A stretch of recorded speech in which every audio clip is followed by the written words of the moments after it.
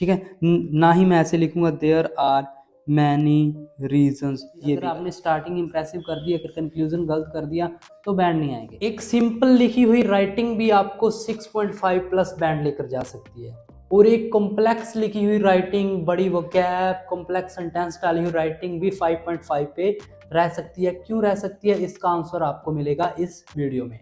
So hello guys, this is Navdeep Singh from the Vibe Isles. आज की video रहेगी अपने टास्क 2 पे। मैं आपके सामने एक बढ़िया तरीके से एक टास्क लिख कर दिखाऊंगा, जिसका स्ट्रक्चर आपने वैसे ही फॉलो करना है, वैसे ही आपने सारे सैंपल्स, सारे तरीके के आपने ऐसे ही लिखने हैं। तो देखना आपका राइटिंग का बैंड स्कोर कहाँ से कहाँ पहुंच जाता है। ठीक है, बाकी उससे भी पहले आप प्लीज चैनल को सब्सक्राइब कर दें, लाइक कर दें और वीडियो को शेयर कर दें। मिलते हैं। So welcome to the video guys. यहाँ आपके सामने एक टास्क 2 लिखा हुआ है, आप देख सकते हो। ठीक है, यहाँ पे मैं आज ये नहीं सिखा रहा भी कौन सा टास्क है, कैसा लिखना है। मैं सिर्फ एक स्ट्रक्चर सिखाऊंगा आपको। ये मैटर नहीं करता आपका आसान है टास्क या फिर डिफ़िकल्ट है, लेकिन अगर आपने जो मेरा बताया हो तरीका है वैसे लिखा तो डेफिनेटली हर एक टास्क ही आसान लगेगा आपको, चाहे वो आसान है, चाहे किसी भी पर भी बेस्ड है, चाहे आपका एनवायरनमेंट पे, टेक्नोलॉजी पे, किसी पे भी बेस्ड है। सो वीडियो के साथ जुड़े रहें और एंड तक देखना, कंक्लूजन तक, क्योंकि कई बच्चे सोचते हैं भी कंक्लूजन ऐसा ही है, जितना इंपॉर्टेंट कंक्लूजन है ना तो कोई भी चीज़ नहीं है। सो वीडियो के साथ जुड़े रहें, हर एक चीज़ का अपने अपना एक इम्पोर्टेंस होती है। सो लेट्स सी भी टॉपिक क्या कह रहा है। सबसे पहले टॉपिक कह रहा है, some people say that art, music and drama are also important as other subject in the primary level. Question कह रहा है भी कुछ लोग ये कह रहे हैं भी जो सब्जेक्ट होते हैं ना, आर्ट्स, म्यूजिक और ड्रामा क्लासेस जो लगती हैं, वो भी उतने ही इंपॉर्टेंट हैं जितने कि दूसरे सब्जेक्ट लाइक मैथ, साइंस उतने ही इंपॉर्टेंट। कहाँ पे, इन प्राइमरी स्कूल स्पेशली। अब यहाँ पे बात प्राइमरी स्कूल, प्राइमरी लेवल की हुई है। Primary level you can say like up to the 5th class भी। अभी छोटी क्लासों की बात कर रहे हैं, अभी छोटी एजेस में जो भी सब्जेक्ट होते हैं वहाँ पे भी स्टूडेंट को आर्ट, म्यूजिक, ड्रामा ये क्लासेस ज्वाइन करवानी चाहिए दूसरे सब्जेक्ट के साथ। ठीक है, अब टास्क क्या है, डू यू एग्री और डिसएग्री, और टाइप आपके सामने है, डू यू एग्री है और डिसएग्री है। यहाँ पे आपको पता है भी एग्री डिसएग्री वाले दो तरह के होते हैं, टू व्हाट एक्सटेंट और डू यू एग्री। और इस तरीके के जो टास्क होते हैं इसमें सिर्फ आप एक साइड ही जा सकते हो, या तो आप जाएंगे एग्री की साइड, या आप जा सकते हो डिसएग्री की साइड। अगर आपने कह दिया इंट्रो में भी मैं एग्री हूँ, देन आपके जो भी बीपी बनेंगे, BP1 और BP2 दोनों के दोनों एग्री के बनेंगे। अगर आपने कह दिया मैं डिसएग्री हूँ तो दोनों के दोनों बीपी डिसएग्री के बनेंगे। तो सबसे पहले आपको करनी है एक अच्छे से प्लानिंग। एक अच्छी प्लानिंग क्या होती है, एक अच्छी प्लानिंग होती है जिसमें स्टूडेंट एक आइडिया सोचता है, उसके साथ उसकी एक्सप्लेनेशन भी साथ में सोचता है, और उसके साथ उसका एग्जाम्पल भी ये साथ में सोचता है। जिस बच्चे ने इस तरीके के साथ प्लानिंग करनी शुरू कर दी तो उसका टास्क जो होता है, जो कंप्लीट टास्क, उसका 15 से 20 मिनट में ही हो जाएगा। सो एक अच्छी प्लानिंग अच्छा टाइम मैनेज करने के लिए बहुत ज़्यादा इंपॉर्टेंट है। तो यहाँ पे क्या है, अब ऑब्वियस सी बात है, यहाँ तो मैं एग्री की तरफ जाऊँगा, यहाँ मैं डिसएग्री की तरफ जाऊँगा। तो मैं यहाँ पे आपको कह रहा हूँ भी क्यों भी कुछ लोग जैसे कह रहे हैं भी आर्ट और म्यूज़िक भी उतना ही इंपॉर्टेंट जिसने दूसरे सब्जेक्ट हैं। देखता हूँ क्योंकि एग्री के क्या पॉइंट है। एग्री के यहाँ मैंने पॉइंट सोचे हैं भी एग्री मैं जाऊँगा, एग्री में लिखूँगा। इसमें मैंने पॉइंट सोचे थे, एक तो ऐसा है ना कि बच्चों को अपना टैलेंट पता चलेगा खुद का, है ना। भी कई बच्चे म्यूज़िक में अच्छे होते हैं, कई बच्चे डांस में, कई बच्चे पेंटिंग वगैरह में। तो अगर ऐसे सब्जेक्ट वो चूज़ करेंगे तो उनको फाइंड आउट होंगे उनका टैलेंट। उनके टैलेंट को फाइंड आउट करने में ऐसे सब्जेक्ट हेल्प करेंगे। ठीक है, अब ये तो बात ओबियस है, अभी कैसे हेल्प करेंगे, अब एक्सप्लेनेशन भी सोचनी पड़ेगी। मतलब ये है अभी अगर डिफरेंट डिफरेंट तरीके की एक्टिविटीज़ होंगी, डिफरेंट तरीके के टास्क होंगे, तो स्टूडेंट को अपने आप ही पता चलेगा भी यार मैंने ये डांस किया था, मैं डांस में बहुत अच्छा हूँ। तो ऐसे में उसकी एक्सप्लेनेशन दूंगा, और एग्जांपल कोई भी मैं अपना नेचुरल या कोई आपका पर्सनल एग्जांपल भी डाल सकते हो। तो एक तो मैं पॉइंट लिखूंगा फाइंड आउट टैलेंट, ये हेल्प करेगा। सेकंड पॉइंट मैं डालूंगा अपना भी it also boost their confidence. Confidence क्योंकि ये जो सब्जेक्ट ना आर्ट और म्यूजिक, इसमें क्या है बच्चों को बहुत सारे लोगों के सामने परफॉर्म करना पड़ता है। तो ऑब्वियस है अगर वो परफॉर्म करेंगे और इस तरीके की जो भी परफॉर्मेंस होती है वो इतने लोगों के सामने करनी होती है, तो बच्चे का जो आपका वो होता है कॉन्फिडेंस ऑटोमेटिक बूस्ट होता है, जो उसके फ्यूचर के लिए बहुत ज़रूरी है, फ्यूचर के लिए उसके लिए हेल्पफुल हो सकती है ये बात। सो मैं ये दोनों के दोनों पॉइंट ये लिखूंगा, ठीक है। सो अब आप शुरू करते हैं इंट्रो। इंट्रो में क्या होता है, इंट्रो में हमेशा कहता हूँ भी कोई जर्नल लाइन नहीं डालनी, कोई थेसिस नहीं डालनी, सिर्फ क्या डालना है अपने सीधी पैराफ्रेजिंग करेंगे, देन सीधा देंगे डायरेक्ट क्वेश्चन का आंसर, एक पैराफ्रेजिंग डायरेक्ट आंसर। अब पैराफ्रेजिंग तो आपको पता है इसकी होगी यहाँ से लेकर यहाँ तक की, और यहाँ पे क्वेश्चन क्या है अपना, डू यू एग्री और डिसएग्री, तो इसका मैं आंसर दूंगा। अगर मैं लिखूंगा मैं एग्री हूँ और एग्रीमेंट के दोनों जो मेरे पॉइंट्स हैं वो भी मैं इंट्रो में बता के जाऊंगा ये और ये। अब आप देखना लिखना कैसे है, अच्छी इंट्रो कैसे लिखी जाएगी, तो देखना आप अच्छी इंट्रो लिखने के लिए सबसे पहले कोई भी कनेक्टर से कभी भी इंट्रो शुरू नहीं करनी, नॉर्मल जैसे यहाँ पे सम पीपल था तो मैं लिख सकता हूँ सम पीपल की जगह पे एक considerable amount of people, it is considered by people, तो मैं यहाँ पे वर्ड यूज कर रहा हूँ a considerable amount of people believe that, ठीक है। अब क्या था क्वेश्चन भी, आर्ट और म्यूजिक भी उतने इंपॉर्टेंट है जितने कि दूसरे सब्जेक्ट है, कहाँ पे, प्राइमरी लेवल पे। तो ज़्यादा मैं पैराफ्रेजिंग नहीं करता, मैं विश्वास नहीं करता भी हर एक चीज़ की ही मैं सिनोनिम लिखूँ ना। आईडीपी कहता है अगर एक वर्ड भी आपने पैराफ्रेज करना है तो एक वर्ड का भी सिनोनिम लिख दो तो पैराफ्रेजिंग में आ जाएगी। सो मैं नॉर्मल लिखूंगा a considerable amount of people believe that arts related subject, उन सब्जेक्ट्स को मैंने लिख दिया arts related subjects are also crucial, ठीक है, यहाँ फिर significant as other school subjects, ठीक है, कहाँ पे, for primary school children. Okay, मेरी राइटिंग थोड़ी सी ऐसे ही है बट आपको समझ लगेगी प्रॉपर, ठीक है। तो मैंने पैराफ्रेजिंग कैसे की, a considerable amount of people believe that arts related subject को मैंने चेंज किया are also significant as other school subject, primary level को मैंने लिख दिया for primary school children, normal सी पैराफ्रेजिंग। अब क्वेश्चन का आंसर दूंगा मैं एग्री हूँ या डिसएग्री हूँ, एग्री हूँ तो क्यों एग्री हूँ, तो नॉर्मल लिखूंगा, मैंने लिखा I am totally agree with this statement, मैं पूरा एग्री हूँ दिस स्टेटमेंट के साथ, क्यों, बिकॉज, नॉर्मल वर्ड मैं लगाऊंगा बिकॉज, कई बच्चे कहते हैं बिकॉज ऐसे लगा दिया बहुत नॉर्मल है, नहीं, बिकॉज बहुत अच्छा एक आपको कॉम्प्लेक्स सेंटेंस बनाने का वर्ड है, because this can help children, जो मैंने पॉइंट लिखे थे, टू डिस्कवर, है ना, टू डिस्कवर लिख सकते हो, टू आइडेंटिफाई लिख सकते हो, फाइंड आउट लिख सकते हो, to discover their talent in early age में ही उनका टैलेंट डिस्कवर होगा। एंड सेकंड चीज़ मैंने आपको जैसे कही थी कि जो आपकी नॉर्मल आएगा आपका कॉन्फिडेंस बूस्ट करता है, and can increase their confidence also. बस कोई दिस एक्सप्लिकेट मतलब वो नहीं लिखना in the upcoming paragraph this कुछ नहीं, बस ये थी आपकी इंट्रो, यहाँ से लेकर इंट्रो, ठीक है, यहाँ तक आपकी पैराफ्रेजिंग और ये हो गया आपका डायरेक्ट क्वेश्चन का आंसर। ऐसे इंट्रो लिखोगे तो ऑब्वियस है आपके बैंड पाने की जो रिक्वायर मतलब पॉसिबिलिटी है बढ़ जाएगी। इस तरीके के साथ आपने इंट्रो लिखनी आनी है, इंप्रेसिव इंट्रो ही आपके बैंड ज़्यादा करेगी, ठीक है। देन नेक्स्ट बीपी वन में अब आप बात करेंगे भी कैसे डिस्कवर करते हैं अपना टैलेंट, ठीक है। मैं कोई ऐसे नहीं लिखूंगा to commence with, to begin with, to commence, to begin वो गलत है, टू बिगिन लिखते हैं ना वो बिल्कुल गलत है, ठीक है। ना ही मैं ऐसे लिखूंगा देयर आर मैनी रीजंस, ये भी गलत है, ठीक है। अब सही क्या है, सही देखो, सही है सीधा पॉइंट पे बात करो, सीधी बात, नो बकवास, सुनिए ना लाइन, सीधी बात पे आऊंगा। वन ऑफ द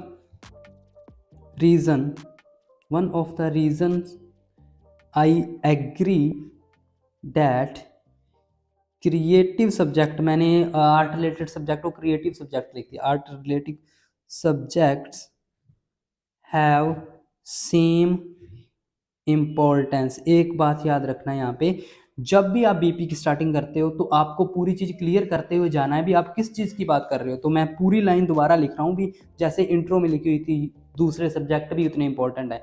आगे चाहे मत लिखना लेकिन स्टार्टिंग में जरूर लिखना। One of the reason I agree that the creative subject have same importance as other subject. क्या रीजन है वो मैं अब लिखूंगा। In primary school, complete information देनी है स्टार्टिंग में, ठीक है। Is that it allows students to, वहां पे मैंने डिस्कवर लिखा था, यहाँ पे मैं फाइंड आउट लिख देता हूँ, find out their potential talent, ठीक है। ये यहाँ पे आ गया फुल स्टॉप, ठीक है। अब कैसे हेल्प करता है, अब इसको करूंगा explain. To explicate, to explain it तो बिल्कुल नहीं लगाना, सीधा मैं लिखूंगा दिस मीन्स डैट, इसका मतलब ये है। अब मैं इसको एक्सप्लेन करूंगा कैसे हेल्प करता है। तो हेल्प कैसे करता है आपको पता ही है, अलग अलग तरीके की अगर डिफरेंट एक्टिविटीज़ करेंगे तो उनको पता चलेगा हाँ ये मेरा फेवरेट जोन है, इसमें मैं परफॉर्मेंस अच्छी कर सकता हूँ। तो वही चीज़ मैं लिखूंगा। मैं लिखूंगा this means that school age, देखो स्कूल एज की बात हुई है क्योंकि प्राइमरी स्कूल था, तो स्कूल एज मैंने इसलिए लिख रहा हूँ यहाँ पे, स्कूल वर्ड इसलिए लगा रहा हूँ। School age is the most convenient time, convenient time for students to learn more about their interest, है ना। उनके इंटरेस्ट को ढूंढने के लिए ये सबसे क्रूशियल टाइम होता है। कैसे? Bye trying different activities, bye trying different activities. Okay, ये एक मैंने लाइन लिख दी भी यहाँ पे। स्कूल एज क्या है? सबसे कन्वीनियंट टाइम है स्टूडेंट्स के लिए to learn more about their interest by trying the different activities. अब इससे क्या होगा, इससे उनको अपने टैलेंट का पता चलेगा, वो चीज लिखनी है। अब आप लिख सकते हैं they will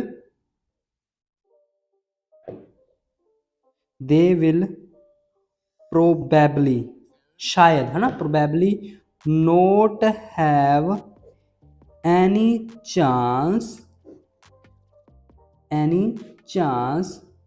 later in their life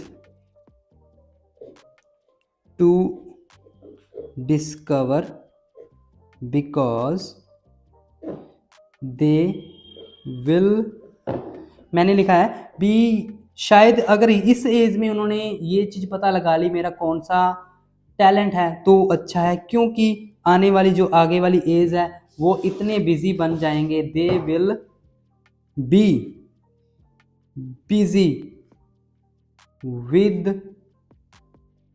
difficult exams and studies, ठीक है। क्योंकि देखो ये प्राइमरी स्कूल की बात हो रही थी, मतलब 5वीं तक का, अगर उसके बाद वो ये चीजें करेंगे तो वो इतने बिजी हो जाएंगे उनका टाइम नहीं लगेगा, ठीक है। तो when they get older, when ऐसे लिख सकते हैं, व्हेन दे गेट ओल्डर।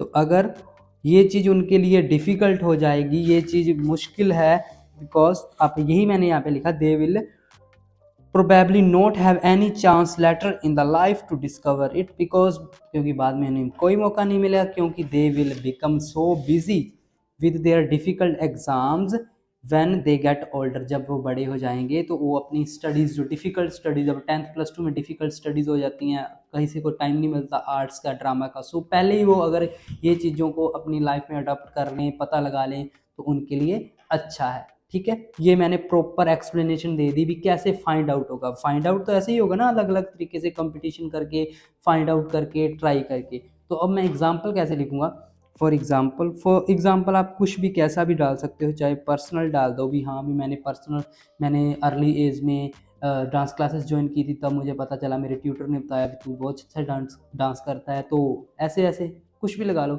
तो मैं उसी तरीके के साथ मैं कुछ ना कुछ लिख देता हूँ। मैं लिखता हूँ most famous singers were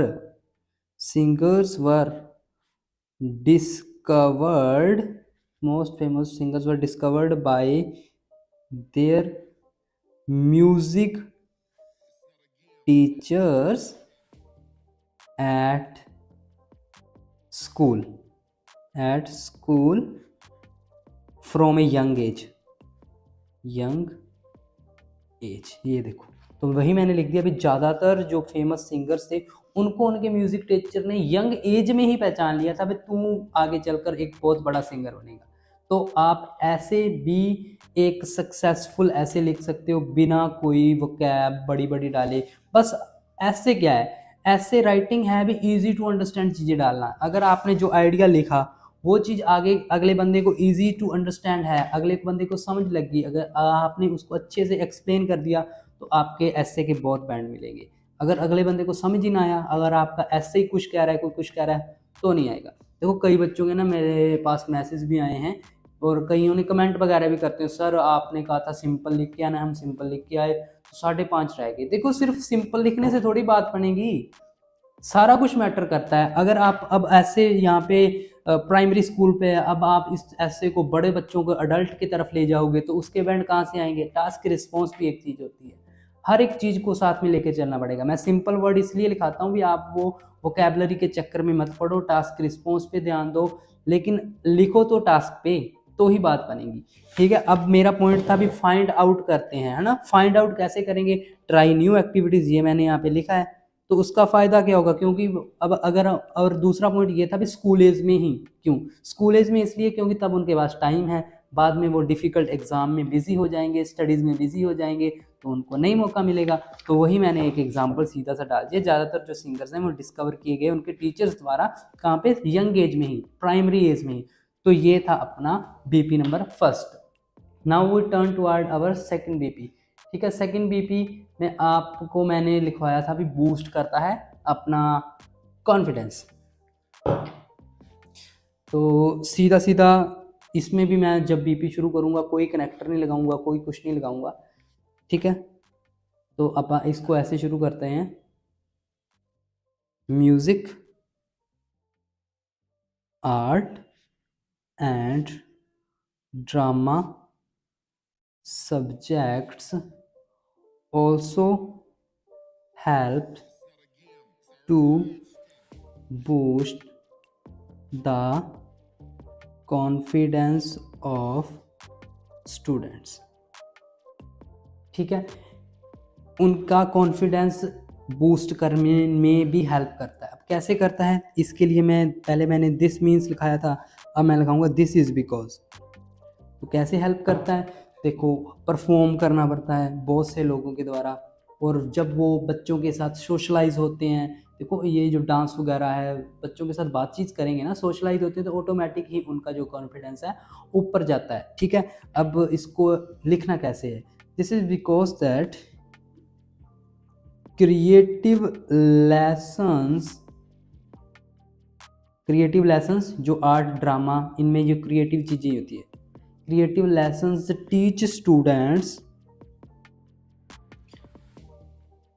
students how to perform in the front of lots of people.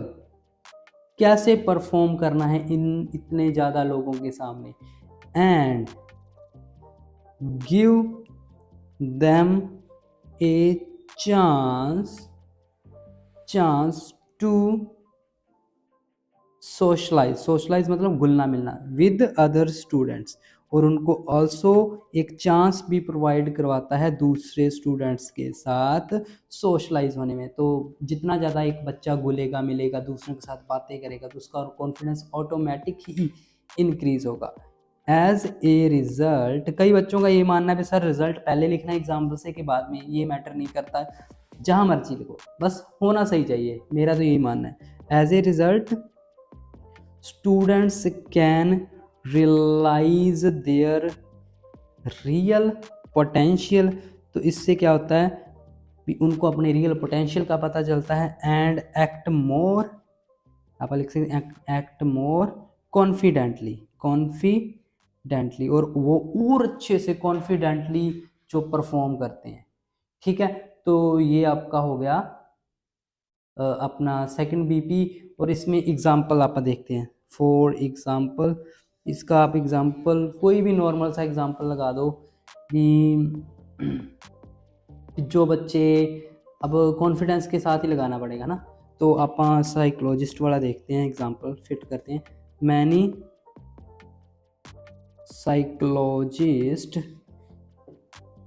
Suggest to students who are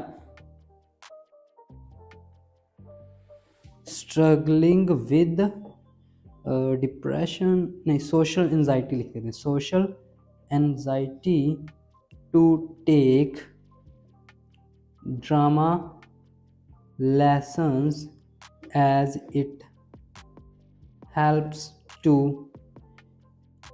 enhance confidence को रिलेट करना ही पड़ेगा, तो मैंने कॉन्फिडेंस किया।